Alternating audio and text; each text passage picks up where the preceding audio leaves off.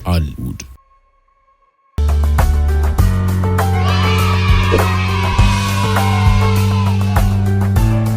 ሰላም ልጆቼ እንዴት ናችሁ? እኔ ሉሲ ነኝ። ይህ በቃል ፕሮዳክሽን ተዘጋጅቶ በጣፋጮች ልጆች የዩቲዩብ ቻናል ላይ የሚቀርብላችሁ ፕሮግራም ነው። ታዲያ ልጆቼ ሳምንታችሁ እንዴት ነበር? አሪፍ ነበር? ጎበዞች። ታዲያ ልጆቼ ዛሬ ደስ የሚልና የሚያዝናና ተረት ይዤላችሁ መጥቻለሁ። ታዲያ ልጆቼ ይህን ተረት ለመስማት እንግዲህ ቁጭ ብላችሁ አዳምጡኝ እሺ። የዛሬ ተረት ርዕሳችን ሴቷና አንበሳዋ። በድሮ ጊዜ በጣም የሚዋደዱ ባልና ሚስት ነበሩ። ግን ትንሽ ከባልየው ችግር ነበረ። ምክንያቱም ከተጋቡ ሰዓት ጀምሮ ሁሌ ደበደባት ነበር። የሚፈልገውን ነገር ብታረግለትም ሁሉንም ነገር ብታረግለትም ሁሌም ግን ይመታት ነበር።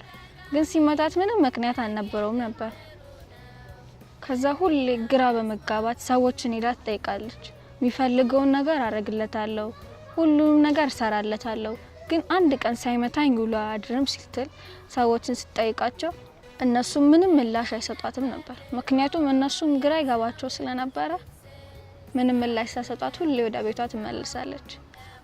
ሁሌ እሷም እየሄደች ልክ ሲመታት ግራ በመጋባት እየሄደች ትጠይቃለች። ልክ ስትጠይቅ እነሱም ግራ መጋባት እዛ ሄደሽ ጠይቂ፣ እዚህ ሄደሽ ጠይቂ፣ መፍትሄ ልታገኝ ትችያለሽ በማለት ይነግሯት ነበረ።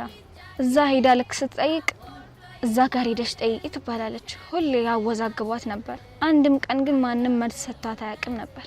እሷም ምቱና ዱላው ሲበረታባት ሲከብዳት አንድ ጠቢብ ሰው ጋር ሄደች። እዛ ሰው ጋር ሄደችና ልክ ስታማክረው ባሌ ሁሌ ይደበድበኛል፣ የሚፈልገውን ነገር አረግለታለሁ፣ የሚፈልገውን ነገር ሰራለታለሁ፣ ግን አንድም ቀን ሳይመታኝ ውሎ አያድርም ብላ ትነግረዋለች። ጠቢቡም ሰው እና ታዲያ እኔ ምን እንዳረግልሽ ነው የፈለግሽው ብሎ ሲጠይቃት እባክህ ቢያንስ ወይ መድኃኒት ካለ ወይ ምክር ነገር ላገዛኝ በማለት ታማክረዋለች። ከዛ እሷም እባክህ ልትነግረኝ ትችላለህ በማለት በመማጸን ትጠይቀዋለች እንዲራራላት። እሱም አንድ ነገር ካረክሽ ነግርሻለሁ በማለት እሺ ብላ ትስማማለች። የአንበሳ ቅንድብ ይዘሽልኝ ትመጫለሽ በማለት ልክ ሲነግራት ደነገጠችና እንዴት ብዬ ነው አሁን የአንበሳ ቅንድብ ማመጣው ብላ ማሰብ ጀመረች። ከዛ እሺ ብላ ተስማምታ ሄደችና ቀኑን ሙሉ ስታስብ ዋለች። ከዛ እንደ ሀሳብ መጣላትና ቀስ ብላ ወደ ጫካው ሄደች። እዛ ጫካው ውስጥ ገብታ ልክ አንበሳው ልክ ስታይ አንበሳ እንዳለ አወቀችና ሄደችና ቤቷ አንድ ፍየል ገላ ይዛ መጣች። ከዛ መሬት ላይ ያስቀመጠችላትና እሱ ወደ ማይደርስበት ዛፍ ላይ ወጣች። ከዛ እሱ ሲበላ አየችና በቃ አሁንማ እንደዚህ ያረኩኝ እሱ መቅረብ ይችላል አለችና ለ7 ተከታታይ ቀናት ሁሌ እንደዛ ያረገች ትንከባከበው ጀመረ። በዛ የተነሳ ከሱ ጋር መላመድ ጀመሩ። አንድ ቀን ግን ውሃ፣ ስጋ እሷም ደግሞ የተለመደበት ከፍ ያለ ዛፍ ላይ ወጣ ቁጭ ብላ እሱን ትጠባበቀው ጀመር።